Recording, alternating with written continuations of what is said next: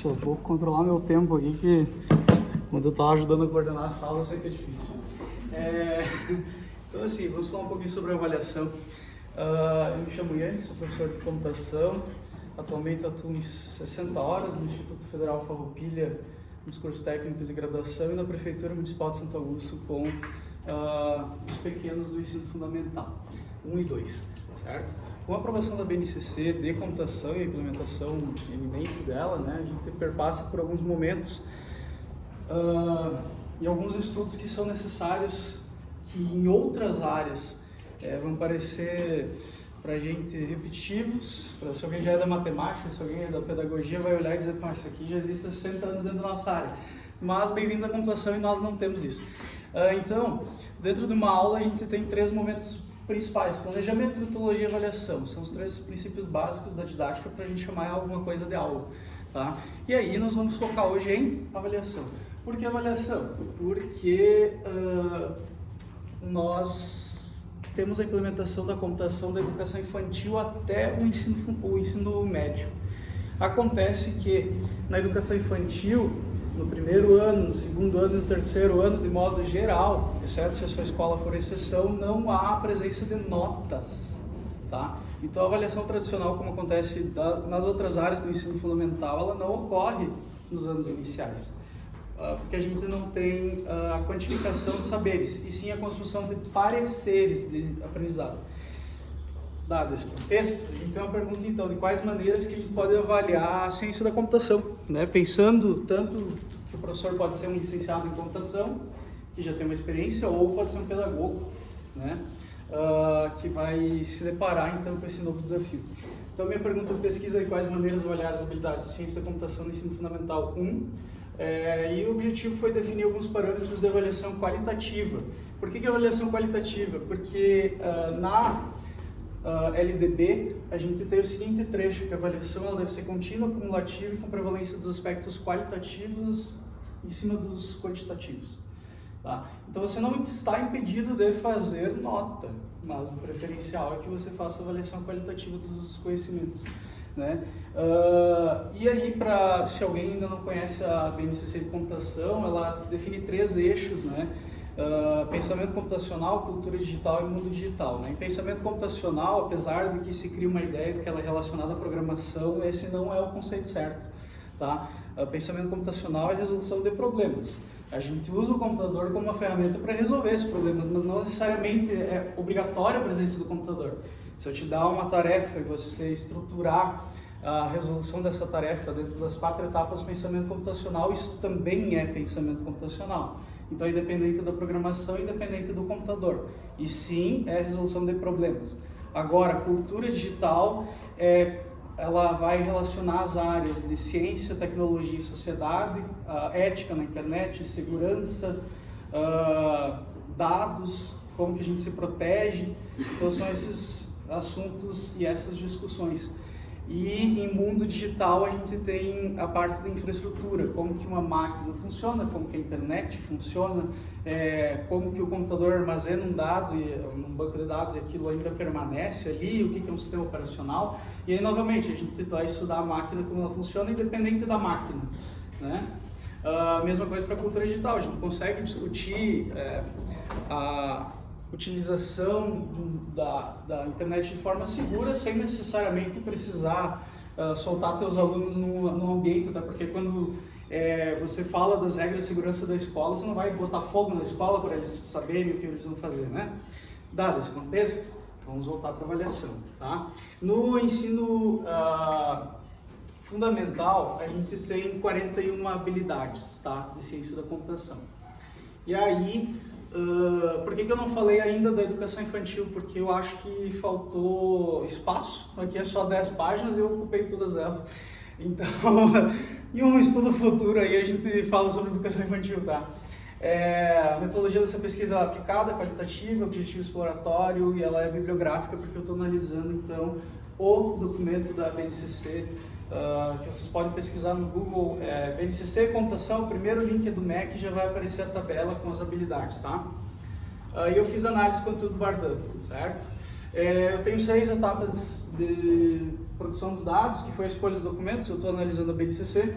A definição dos objetivos de análise era encontrar, então, como que a gente poderia fazer uma avaliação olhando para o que está lá.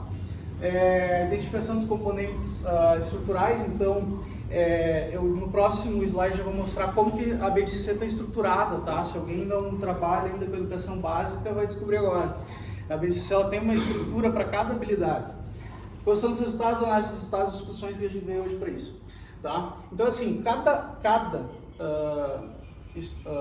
habilidade da BNCC, ela tem uma estrutura definida em 3 partes. Tem o verbo, complemento e modificador para cada habilidade, independente se é da computação, da matemática, das ciências, para todas elas funciona assim. Então, dentro do verbo, ontem vocês ouviram a Tarô falando sobre taxonomia de Bloom, né?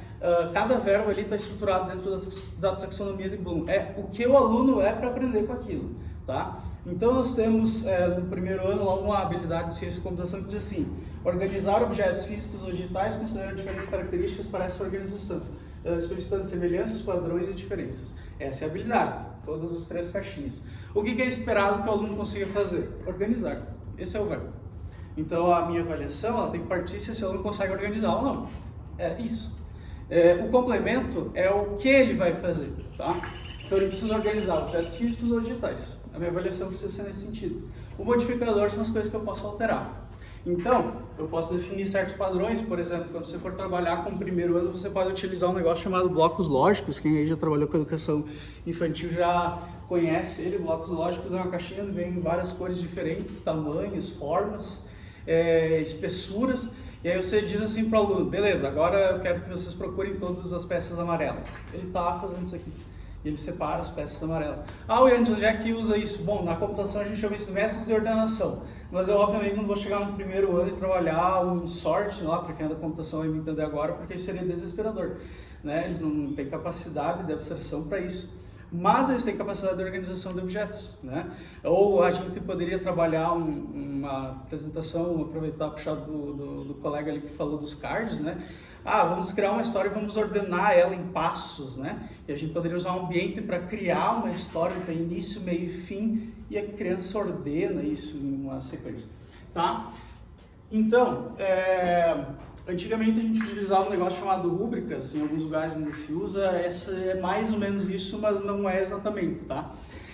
Porque em rúbricas você coloca pesos para o seu aluno fez a atividade, se ele conseguiu, se ele tentou, se ele... Aqui é mais ou menos, mas não é, tá? Eu não quantifico, eu só qualifico. Aqui não tem nota nenhuma.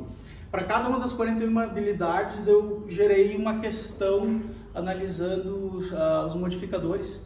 Então deu 85 questões ao todo para o ensino fundamental 1. E aí você olha para aquilo e responde sim, não, parcialmente. Por quê?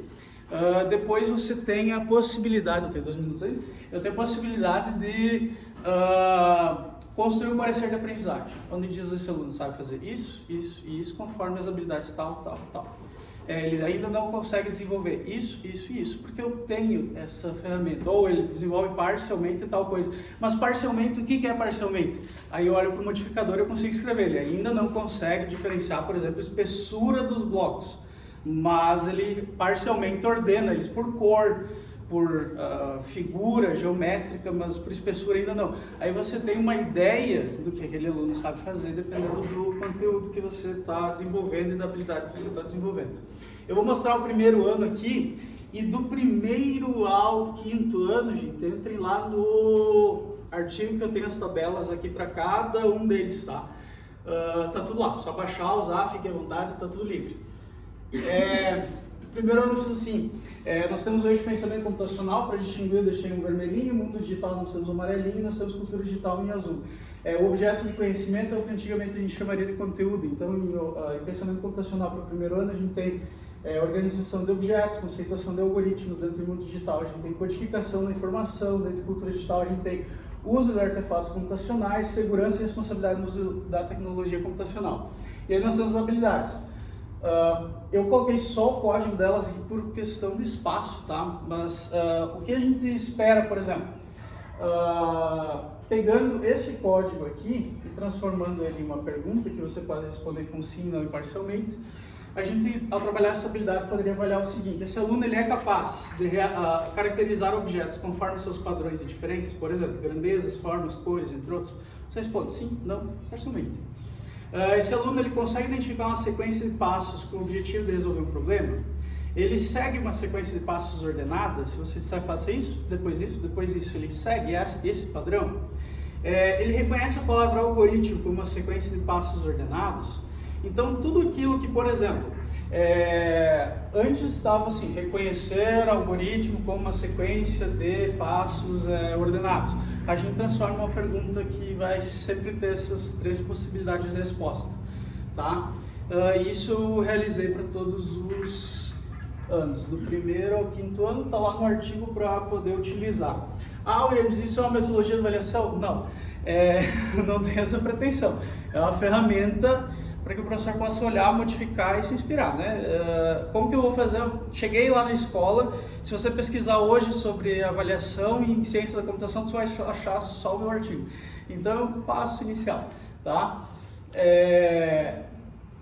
A pergunta inicial era de quais maneiras que a gente poderia avaliar. Eu acredito que, pensando nesse contexto de que não existe nota, e uma possibilidade que a gente tem dentro da computação é, como é uma área nova, a gente não precisa necessariamente repetir os erros das outras áreas, a gente pode aprender junto com eles e testar coisas diferentes logo do início, né? Então, a construção de relatórios de avaliação com registro do desenvolvimento cognitivo dos alunos, eu acredito que seja um dos passos para a gente fazer a avaliação da ciência da computação nesse contexto, de ensino fundamental 1. Enfatizei aqui dizendo que a ideia não é pegar aquela planilha e aplicar tal e qual, você adapta do jeito que você quiser. Eu só mostro no artigo passo a passo que eu fiz para chegar nas 85 questões, né? Foi analisar verbo, complemento, modificador, transformar tudo isso em pergunta e que tu possa responder sim, não, parcialmente. E aí você consegue, através de sim, não, parcialmente, dizer se o aluno é apto a realizar essas habilidades, ou parcialmente essas, tá? É para gerar um contexto. Estudos futuros. Espero ampliar, tem chegar na educação infantil ainda, né? Talvez aplicar ou analisar dados de terceiros. Se alguém aí tiver uma escola e quiser aplicar, eu sou parceiro para colaborar nessa análise. Minhas referências e é isso. Muito obrigado.